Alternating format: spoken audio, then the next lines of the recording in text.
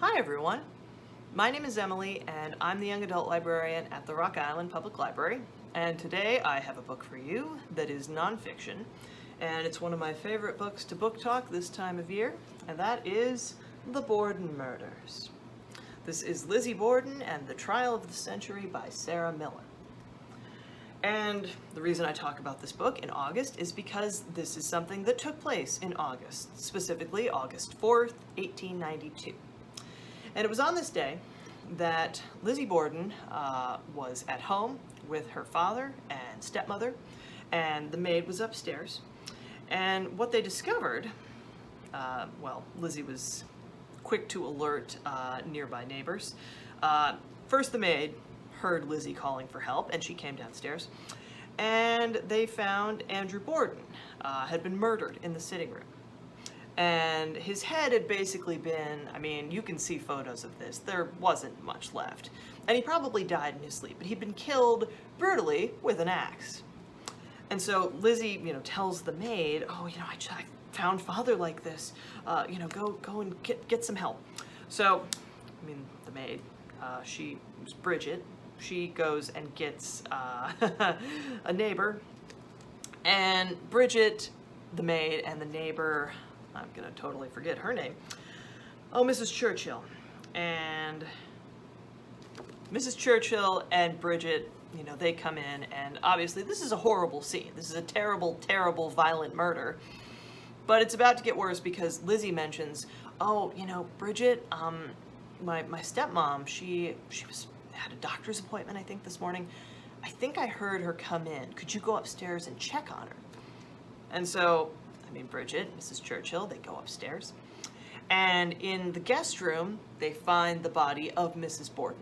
She has also been killed with an axe. She is also, there's her skull has been crushed. You can also, there's photos in here of the skulls, I believe. They were eventually returned.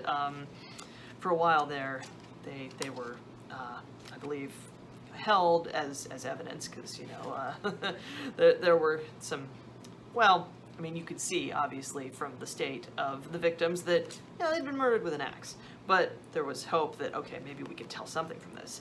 But yeah, as you can see, in terms of forensics or any kind of, crime scene investigation, the blows done to these people, they were more than sufficient to kill them. So, this is, just some other photos from the day. Oh yeah, there's Mrs. Borden, actually, where she was found. So, here's the thing.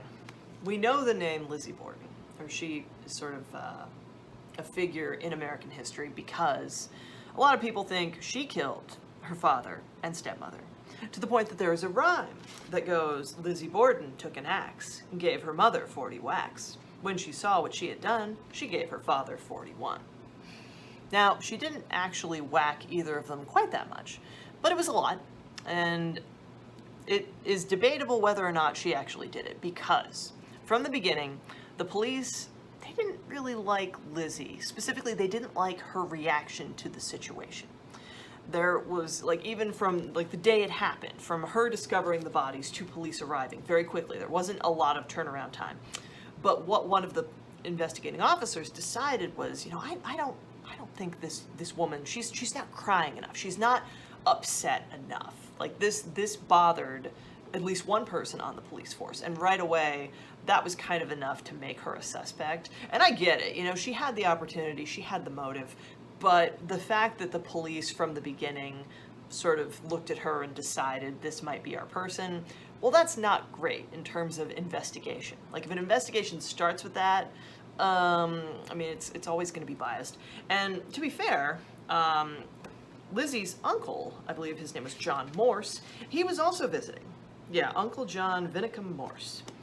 And, this guy had a motive too. Here he is, guy with the beard. His motive was he co-owned, I believe, a business with Mr. Borden. And he was the brother of Lizzie and her sister Abby. Oh, sorry, no, that's the stepmother. Lizzie and her sister, their mom had died years ago, obviously. Emma. There we go. So there's Emma, and this is, Emma Borden and Sarah Morse Borden. So, okay, this is John. His sister was Emma, and Lizzie's mom. She had died, but John Morse, he still owned property with Mr. Borden, and I think there was the idea too that, well, if Mr. Borden were to die, this could be financially beneficial for Mr. Morse. Also, Mr. Morse had been a butcher, and it was this thing of, okay, well, he was eliminated from the suspect list pretty early on, even though his alibi, like Lizzie's, it's a little bit iffy. And obviously, it's 1892. So you have people saying, oh, well, I saw this person, or I think this person was at this place at this time. But, I mean, you can't say for sure. Like, without a time machine, you can't go back and know for certain that these people were in the places that they said they were at the time of the murders. And it could have just been, like, a random person as well. There's a book called The Man from the Train, which I'm really looking forward to listening to, and it details the fact that at the beginning of the 20th century, there were a lot of axe murders in the United States, and a number of them were never solved. So this could fall under the heading of maybe it was just a random person who had the opportunity and murdered 2 people with an axe. We don't know. But Lizzie being the person who seemed like the most likely subject. And it didn't help that, like, the doctor, who was also a neighbor, I believe gave her, I don't know if it was morphine or laudanum, something strong before she was interviewed by police. And as a result, like, in talking with them, her story didn't always match up. Like, Bridget, the maid, her story remained consistent, but Lizzie's didn't. And again, this was something that made the police suspicious, which sometimes, I mean, that can be for good reason. But in this case, it's like, well, but, I mean, if she was given something like a strong, mind-altering substance by a doctor, presumably to calm her down, after the murder of her father and stepmother, that could explain it too. Now, to be fair, again, in looking at this case, or, reading about it, you find that, well, I mean, there's a reason that Lizzie was looked at as potentially being suspicious and ultimately was put on trial for these terrible crimes. And part of it was simply because she, in talking about motive, she and her sister, Emma, they did inherit their parents' wealth. Their father and stepmother were people who, at the time, they were quite wealthy. At the time of their deaths, they were worth, oh gosh, I mean, millions in today's money, like adjusted for inflation. But Mr. Borden, he was a penny pincher. And what this means for the family, Andrew Borden was famously sort of like a frugal person. And so even though it's 1892 and people were starting to have, for example, like flush toilets in their house, the Bordens didn't have that. And they supposedly subsisted on mainly a mutton-based diet, which if you've ever had mutton, it can be delicious, but maybe you don't want it every day. But it's not a very expensive cut of meat. And in general, Andrew focused on saving money, even though I believe he did buy a home for, Abby, his wife. I believe her sister needed a home, and so Andrew Borden bought one for that person, his sister-in-law, which may have upset at least one of his daughters because they were, adults at this point. And the question is, well, all right, you would buy your wife's sister a house, but you won't buy your daughters a house. Interesting. So you get all this, you get the story of the Bordens. I guess, yeah, here's Lizzie when she was about 20. And you see her, she's kind of a serious-faced person. So again, just in terms of demeanor, the possibility in people looking at this case, a lot of people just said, no, there's no way that a young woman like this from a good family, she volunteered at the church and did all these different volunteer activities. She was someone who didn't seem like a murderer. And of course, the story was very sensational because it certainly seemed like she could be a murderer. She had the opportunity. The weapon, like they did eventually find, I believe, the head of an axe that had been washed. There was no handle. And Lizzie, unfortunately, or fortunately, maybe, she burned a dress of hers. Like, after the murders, Bridget, the maid, found Lizzie, or, Lizzie, like, was looking at her father's corpse, and she was wearing this blue dress, and there was no blood on it. Like, this is important, because at this time, dresses were very hard to get in and out of. Like, you couldn't just slip one on over your head like I do. You had to have help putting it on, basically. And so Bridget, the maid, This is another theory about this case, where she and Lizzie would have had to work together to cover up the evidence immediately after the crime. In that sense, just because it's hard to imagine someone killing two people with an axe and not getting any blood on their clothes. So either she would have had to not get any blood on her, which seems impossible, or she would have had to have help changing out of a blood-soaked dress, which maybe later was destroyed. But Bridget, she never said anything against Lizzie. There was never, in the subsequent trial.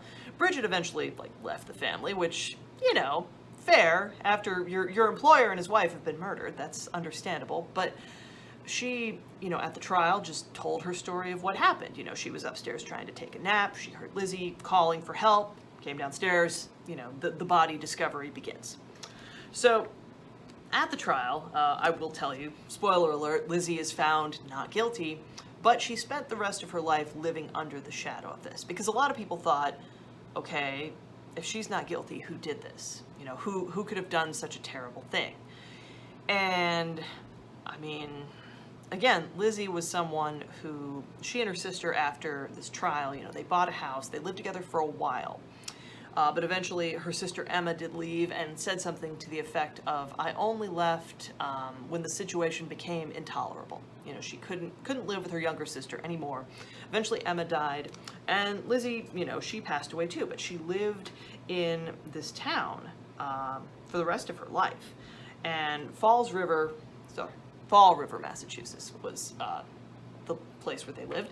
The Borden family became this legend, and Lizzie, even while she was still alive, was sort of looked upon as this figure who, maybe she got away with murder, and people just, they weren't sure. There was this idea that people celebrated her innocence when she was first released, but, the gossip got to be too much, even for people who supported her, even for her friends. It became this thing of, hey, I don't really want to visit you because people are going to be just talking about me and, wondering if I'm friends with a murderer, and that's not enjoyable for obvious reasons. So Lizzie ended up living a pretty solitary experience for the most part after the deaths.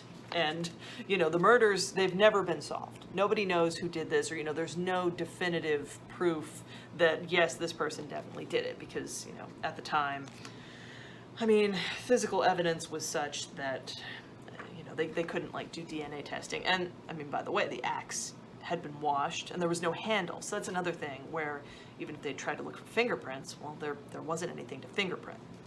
So, it's a fascinating story. And I really like this book because it breaks it down into just all the weirdness of this trial, all the, strange things that came up in trying to prosecute Lizzie and trying to, in investigating the crime. It's just a very odd tale of murder, but also, I would say, potential bias in terms of the police didn't want to have an unsolved double axe murder in Fall River, Massachusetts. This was not a big city. This wasn't New York. This wasn't a town where things like this happened. So there is that situation you get in some true crime tales where the police, they had a suspect and they stuck with that person, maybe to the detriment of actually finding out what happened, because they wanted, they were under a lot of pressure, and there was this thing where, okay, we think this person's guilty, so we're going to go after them, but then, Lizzie was acquitted, and after that, it's like, well, a lot of time has passed, and, maybe the murderer was long gone, or maybe the murderer was Lizzie, and she did get away with it. So read it for yourself and decide what you think.